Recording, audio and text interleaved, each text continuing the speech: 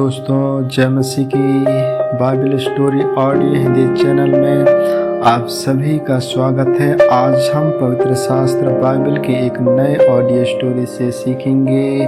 पहला शमूएल की पुस्तक से दाऊद का फलिस्तियों के यहाँ शरण लेने के बारे में।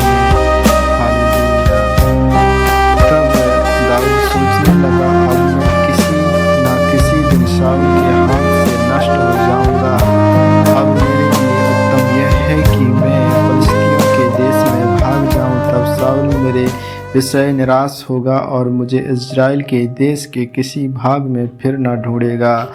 यूं मैं उनके हाथ से बच निकलूंगा। तब दाऊद अपने 600 संगी पुरुषों को लेकर चला गया और गत के राजा मोआब के पुत्र आकीश के पास गया, और दाऊद और उसके जन अपने अपने परिवार समेत गत में आकीश के पास रहने लगे। दाऊद अपनी 2 स्त्रियों के साथ अर्थात यिज्रेली, यहीनोअम और नाबाल की स्त्री कर्मेली अबीगैल के साथ रहा। जब शाऊल को यह समाचार मिला कि दाऊद गत को भाग गया है, तब उसने उसे फिर कभी न ढूंढा। दाऊद ने आकीश से कहा, यदि मुझ पर तेरे अनुग्रह की दृष्टि हो तो देश की किसी बस्ती में मुझे स्थान दिला दे, जहाँ मैं रहूं। तेरा दास तेरे साथ राजधानी में क्यों रहे।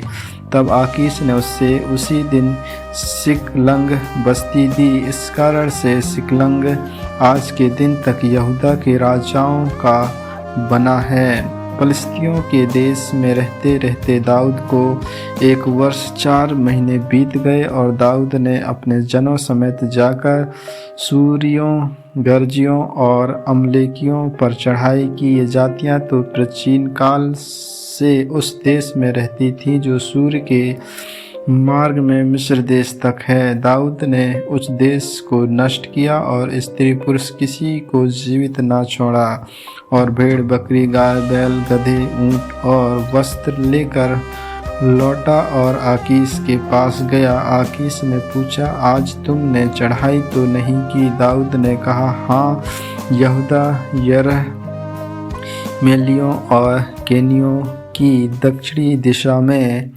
दाऊद ने स्त्री पुरुष किसी को जीवित ना छोड़ा कि उन्हें गत में पहुंचाए। उसने सोचा था, ऐसा ना हो कि वे हमारा काम बताकर यह कहे कि दाऊद ने ऐसा ऐसा किया है। वरन जब से वह फलिस्तियों के देश में रहता है, तब से उसका काम ऐसा ही है। तब आकीश के दाऊद की बात सच मानकर कहा, यह अपने इज़राइली लोगों की दृष्टि में अति घृणित हुआ है, इसलिए यह सदा के लिए मेरा दास बना रहे। आमीन आमीन। परमेश्वर इन वचनों को सुनने के द्वारा आप सबों को आशीष दे। आगे की और भी ऑडियो स्टोरी सुनने के लिए Bible story audio Hindi channel को लाइक, सब्सक्राइब और बेल आइकन को दबाएं। सभी प्रिय भाई बहनों को जय मसीह की।